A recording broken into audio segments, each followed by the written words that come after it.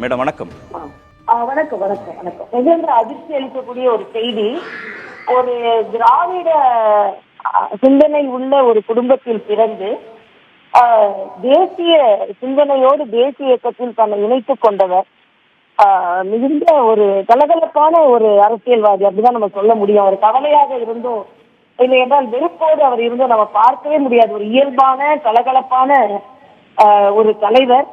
அவர் அரசியல் பின்புலத்தில் இருந்து வந்தாலும் தனக்கென்று ஒரு பாணியை அவர் ஏற்படுத்தி கொண்டவர். என்னை தனிப்பட்ட முறையில் நான் ரொம்ப சின்ன பெண்ணா இருக்கிற காலத்துல இருந்தே எனக்கு அறிமுகமான தலைவர் இவர்.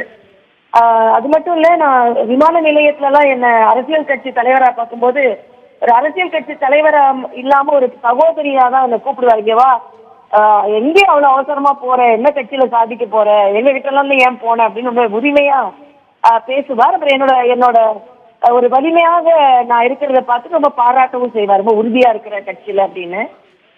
ஒரு தனது கட்சியை பற்றி விமர்சனம் செய்தாலும் தன் கட்சி தலைவர்களை பற்றி விமர்சனம் செய்ய வேண்டி வந்தாலும் அது உண்மையாக இருந்தால் அதை வெளிப்படையாக பேசக்கூடிய ஒரு தலைவராக அவர் இருந்தார். ஒரு இயல்பான ஒரு தலைவர்.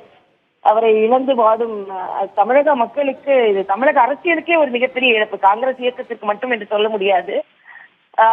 அவரை இழந்து வாடும் குடும்பத்திற்கும் அவர் இயக்கத்திற்கும் எனது ஆழ்ந்த அனுதாபங்களை நான் தெரிவித்துக் கொள்கிறேன். இருக்கக்கூடிய பாஜகவுடைய சித்தாந்தத்திற்கு நேர் எதிர் சித்தாந்தத்தை கொண்டவர் திரு EVKS இளங்கோவன். இருந்தாலும் கூட அவருடைய அரசியல் தனித்தன்மைன்னு நீங்க என்ன பாக்குறீங்க? அவர் தனித்தன்மை என்று நான் பார்ப்பது அவர் ஒரு ஒரு அதே ஒரு இண்டிவிஜுவாலிட்டி. நீங்க சொன்ன மாதிரி அதுவே அவருக்கு ஒரு தனித்தன்மை தான். அவர் சட்டமன்றத்துல பேசுறதா இருந்தாலும் அவர் இயக்கம் சார்ந்து இப்படிதான் பேசணும்னு நினைக்க மாட்டார். தனக்கு உண்மை என்று பட்டது அவரோட இயக்கத்திற்கு எதிரான கருத்தாக இருந்தால் கூட அதை அவர் வலிமையாக எடுத்து வைத்திருக்கிறார். இது பல அரசியல்வாதிகளுக்கு இல்லாத ஒரு குணம்.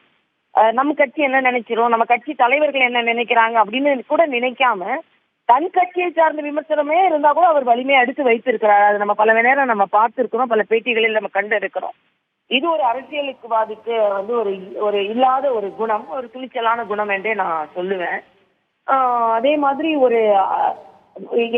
எந்த சபையில இருந்தாலும், அது மத்திய அமைச்சராக இருக்கும் போதும் சரி, சட்டமன்றத்தில் இருக்கும் சரி, தனக்கென்று ஒரு தனித்தன்மையை ஏற்படுத்தி கொண்டவர். ரொம்ப அசால்ட்டா பேசுறதுக்கு ஒரு டீல் பண்ற ஒரு குணம் உள்ளவர். அது ஒரு பெரிய இழப்பு தான் நமக்கெல்லாம். நன்றி மேடம், இணைப்பில் வந்து உங்களுடைய கருத்துக்களை பதிவு செய்தது. நன்றி.